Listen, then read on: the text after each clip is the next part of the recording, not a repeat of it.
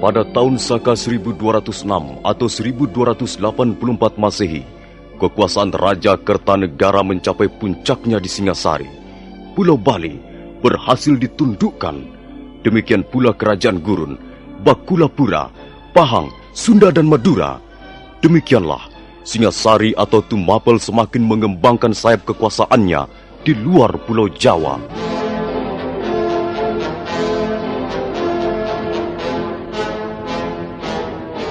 Kertanegara masih belum merasa puas. Dia mulai melihat kemungkinan untuk menundukkan Swarnabumi. Maka pada bulan Agustus 1286, pasukan Singasari berangkat ke negeri seberang untuk mengebuk perang. Dan ternyata Swarnabumi berhasil ditaklukkan. Raja Tribuana Raja Maulia Warmadewa menyerah.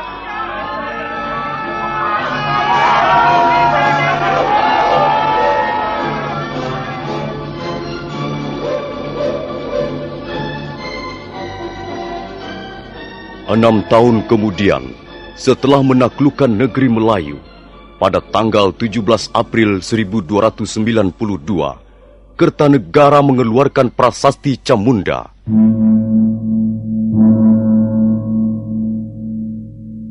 Salam bahagia ya Sang Prabu. Salam bahagia wahai Sang Siwa Buddha. Terima kasih. Salam kalian kuterima dengan senang hati. Mudah-mudahan berkenan pula bagi para dewa yang bersemayam di atas langit. Kalian semua kuundang untuk berkumpul di Pendapa Agung ini agar menjadi saksi hidup dengan adanya prasasti yang baru saja dirampungkan oleh Sudarma Papati. Kita semua mengerti, ada banyak yang bisa kita capai dengan gemilang tahun-tahun terakhir ini. Singasari bukan lagi sebuah tempurung yang mengapung di Muara Sugalu, melainkan telah berganti wajah menjadi sebuah armada kapal perang yang ditakuti negeri-negeri lain yang jauh. Arca Amoga Pasa yang kutanam di permukaan Swarnabumi adalah bukti yang tak bisa disangkal, sekalipun oleh orang yang kurang berpengetahuan. Memang benar, Gusti. Apa yang telah diraih Singasari merupakan kebanggaan yang tak bisa dipungkiri. Nah, itu semua berkat jerih payahmu juga, Paman Lembusora. Juga jerih payah kalian, Ranggalawe, Nambi, Kebu Anabrang, menantuku Tiah Wijaya dan Ardaraja. Kau pun ikut berjasa, Paman Banyak Kapuk, Gajah Pagon, dan Rapodang. Semua ini adalah pekerjaan kita semua. Bukankah demikian? Benar, Sang Prabu. Nah, sekarang dengar. Pekerjaan yang baik sudah sepantasnya mendapat hadiah atau penghargaan. Sebaliknya, pekerjaan yang buruk yang sering dilakukan para pemalas dan sok pintar sudah seharusnya diberikan hukuman untuk peringatan bagi yang lain. Banyak Wide contohnya. Dia kulorot kedudukannya dari Rekrian Demung menjadi adipati di Sumenep karena menentang kebijaksanaanku. Juga Ramapatiku pecat karena tidak setuju ketika aku merencanakan menyerbu ke Swarnabumi. Itulah hukuman yang setimpal bagi para penentang, pembangkang, dan pengkhianat negeri Singasari. Menantuku, Tiah Wijaya. Daulat Ayahanda Prabu. Dan kau juga, Ardaraja. Daulat Ayahanda Prabu. Dalam prasasti Camunda yang baru saja dirampungkan, tercantum keputusan Kertanegara sebagai raja yang syah di Singasari. Di atas lempengan batu ini, aku mengucapkan terima kasih yang besar atas jasa-jasa mereka yang telah membantu seluruh usahaku. Dan kepada mereka aku akan memberikan penghargaan yang layak, baik jasa yang besar maupun yang kecil. Semua akan mendapat imbalan dari pemerintah Singasari. Dan kalian berdua, Tiah Wijaya dan Arda Raja, kutugaskan untuk mengatur dan mengawasi pelaksanaan pemberian penghargaan itu. Ingat, jangan sampai ada yang tercecer. Semua yang telah berjasa harus ikut menikmati hasilnya. Daulat Ayahanda Prabu, Ananda akan melaksanakan perintah sebaik-baiknya. Demikian pula Ananda akan menjunjung tinggi perintah Ayahanda Prabu. Nah, kalau begitu, pertemuan di Penaba Agung ini aku tutup sampai di sini. Dan tak lupa, kita panjatkan puji syukur pada para dewa yang telah memberi berkah pada kita semua. Salam bahagia ya Sang Prabu. Salam bahagia wahai Sang Siwa Buddha.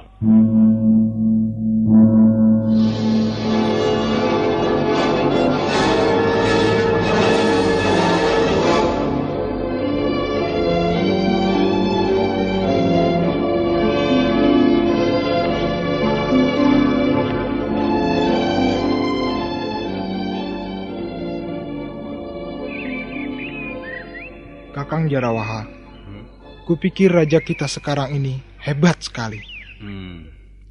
Di mana letak kehebatannya menurut pendapatmu, Adi Ganggadara? Ya, dia tegas dan tergolong seorang raja yang berani. Iya.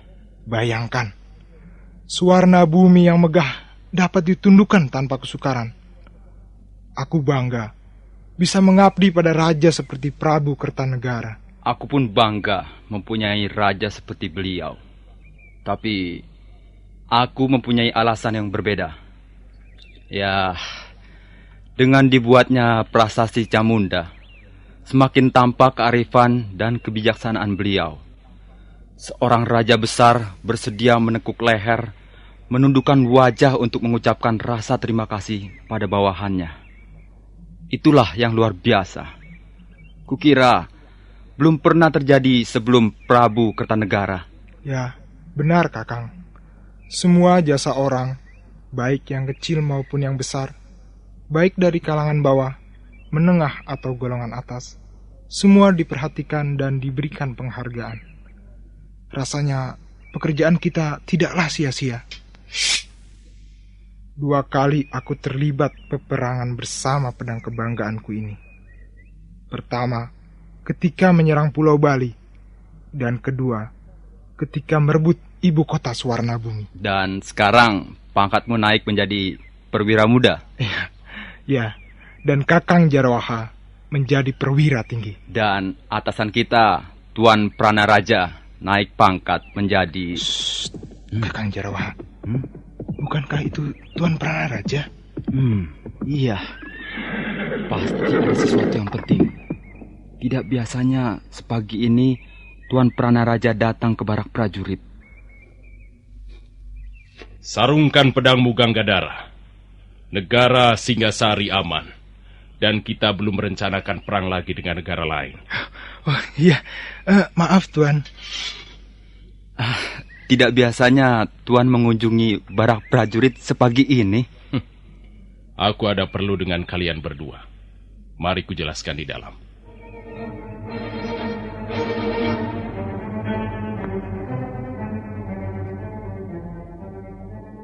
Kurawan? Iya, memang hamba pernah mendengar nama desa itu sebagai tempat tinggal Empu Hanggareksa. Kalau tidak salah, letaknya berdekatan dengan desa Jasunwungkal. Kalau kau sudah tahu letaknya, itu lebih bagus. Oh, jadi Empu Hanggareksa juga diundang ke istana? Tentu saja. Karena dia tergolong orang yang berjasa terhadap pemerintah Singasari.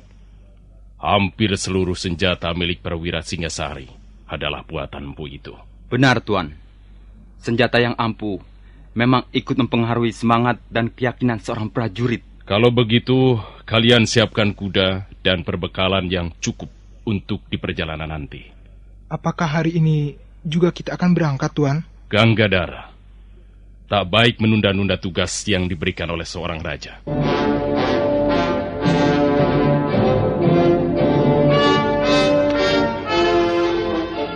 Matahari telah tinggi. Panasnya menyengat membuat musim kemarau nampak gersang. Seluruh kota Singasari bermandikan keringat. Mendadak, debu-debu jalan berterbangan, bercampur baur dengan daun-daun kering yang gugur ke bumi. Ketiga-tiga ekor kuda berlari bagaikan terbang. Tiga binatang perkasa itu terus berlari menuju perbatasan kota untuk kemudian meninggalkan Singasari.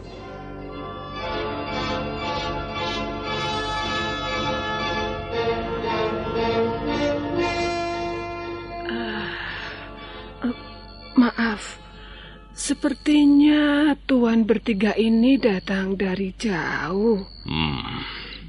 Apakah kau sama sekali tidak mengenal lencana keprajuritan? Kami adalah prajurit-prajurit Singasari. Yang sedang kau ajak bicara ini adalah Panglima Muda Tuanku Pranaraja. Kami mengemban tugas dari Sang Prabu Kertanegara. Ampun, Gusti. Hamba benar-benar tidak tahu. Hamba memang orang bodoh dan pantas dihukum. Sudahlah. Tak ada perlunya memberimu hukuman. Kami hanya mau menginap di rumah ini barang semalam.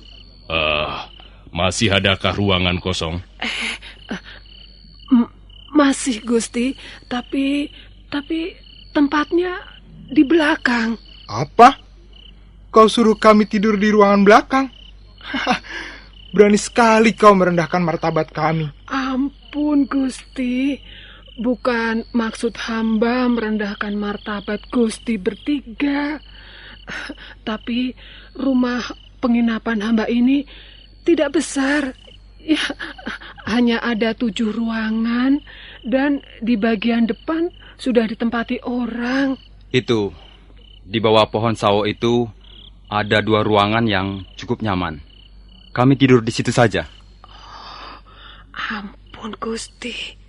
Ruangan itu sudah ada yang menempati. Suruh saja mereka pindah ke belakang. Katakan bahwa kami membutuhkan ruangan itu untuk istirahat. Ampun, Gusti. Hamba tidak berani mengatakannya. Apakah orang-orang itu menurut kau keturunan dewa? Hingga kau pantas merasa takut? Kau pengecut. Biar aku yang akan bicara dengan orang itu. Mana dia? Apakah ada di sini? Ada, Gusti. Mereka ada di sini. Itu dia. Itu Gusti yang duduk berdua di sudut ruangan itu.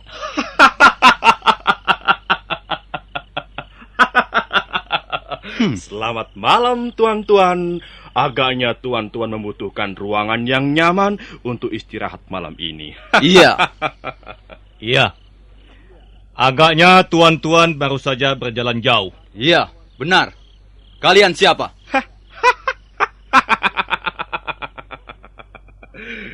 Kami ini orang lontang-lantung. Saya Jaran Bangkal. Dan adikku ini bernama Jaran Lejong.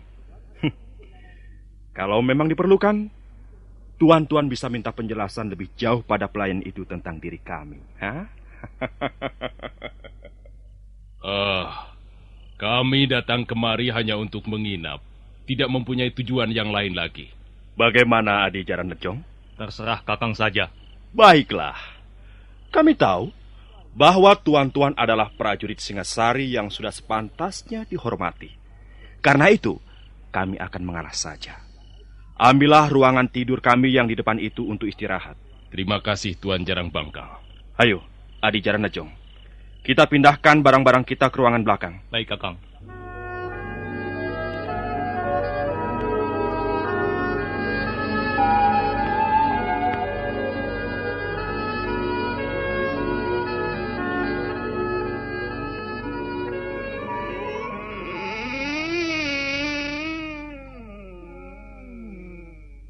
Ada apa, pelayan? Gusti, kami harapkan berhati-hati. Dua orang itu agaknya punya niat yang kurang baik, Gusti. Kau tahu banyak tentang mereka? Mereka orang-orang jahat, Gusti. Mereka suka merampok orang-orang yang kemalaman di jalan, Gusti. Oh, begitu. Baiklah. Terima kasih atas peringatanmu, pelayan. Sebenarnya hendak pergi kemana, Gusti bertiga ini? Kami akan ke desa Kurawan. Oh, Kurawan sudah tidak terlalu jauh dari sini, Gusti. Untung Gusti menginap di Jason Bungkal. Memang kenapa? Jalan ke Kurawan agak sulit ditempuh pada malam hari, Gusti. Harus berhati-hati karena banyak jurang dan tebing yang berbahaya. Baiklah. Pergilah, pelayan. Biarkan kami istirahat malam ini. Baik, Gusti. Maaf, hamba telah mengganggu. Selamat malam, Gusti Pranaraja. Iya.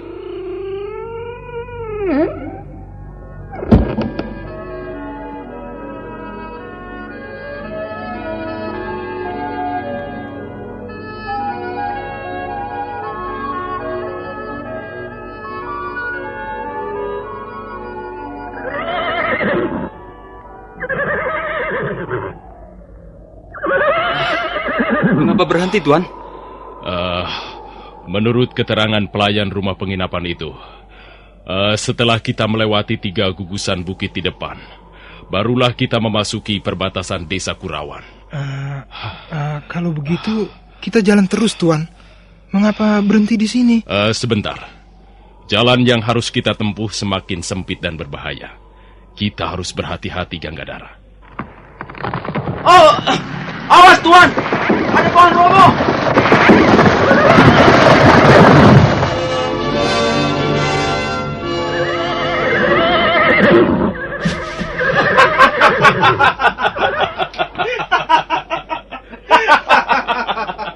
Hei, bukankah kau Jaran Bangkal dan Jaran Lejong? Apa maksud kalian merobohkan pohon ini di tengah jalan? Maksud kami adalah untuk menghalang-halangi perjalanan kalian bertiga.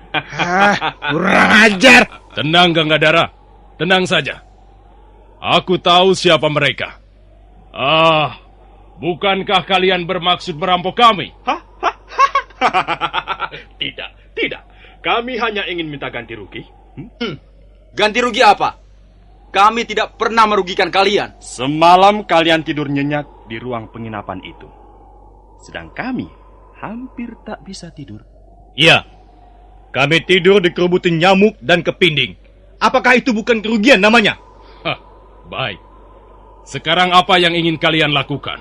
Kalau kalian mau memberi kami 50 ringgit, maka kami akan membiarkan kalian melewati jalan ini. Jarang Bangkal.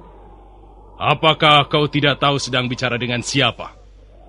Kami adalah prajurit. Kami tidak akan mempan digertak dengan cara seperti itu. Begundal-begundal Kertanegara. Kami bukan hanya menggertak. Kalau kalian tidak bersedia memberikan apa yang kami minta, maka kalian pasti akan menyesal. Jarawaha dan kau Ganggadara, aku muak melihat tampang 2 orang itu. Cepat bereskan mereka. Baik, Tuan. Ayo Jaran Bangkal dan Jaran Lejong. Kalau kalian menginginkan 50 ringgit, cabutlah pedang dan hadapilah Jarawaha dan Ganggadara.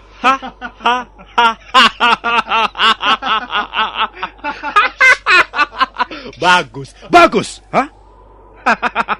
Ayo, Adi Jaran Lejong. Kita orang lontang-lantung. Untuk apa gentar pada tikus-tikus piaraan Kertanegara?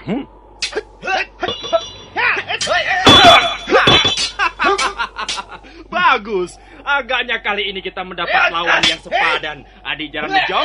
Cepat bereskan mereka, Jarawaha. Apa yang kalian tunggu?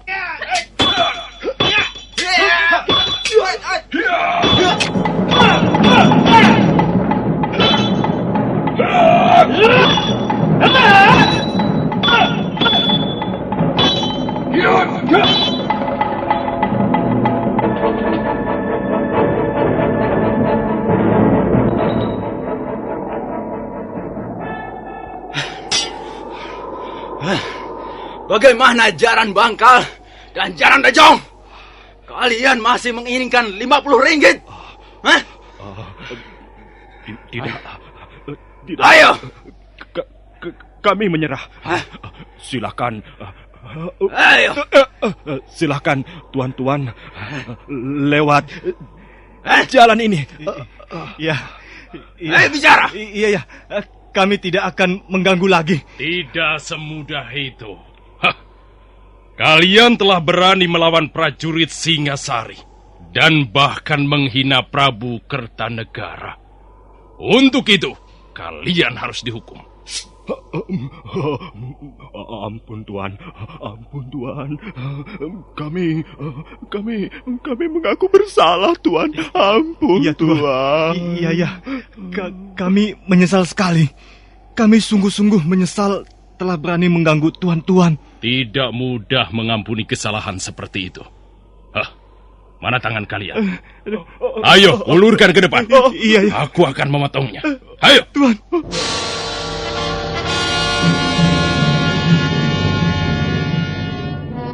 Walaupun Jaran Bangkal dan Jaran Lejong merintih sambil membentur-benturkan kepalanya di tanah tanda menyesal, tapi Prana Raja tidak menyarungkan kembali pedangnya.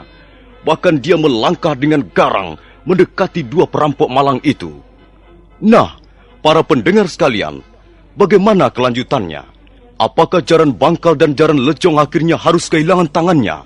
Silakan menanti seri berikutnya.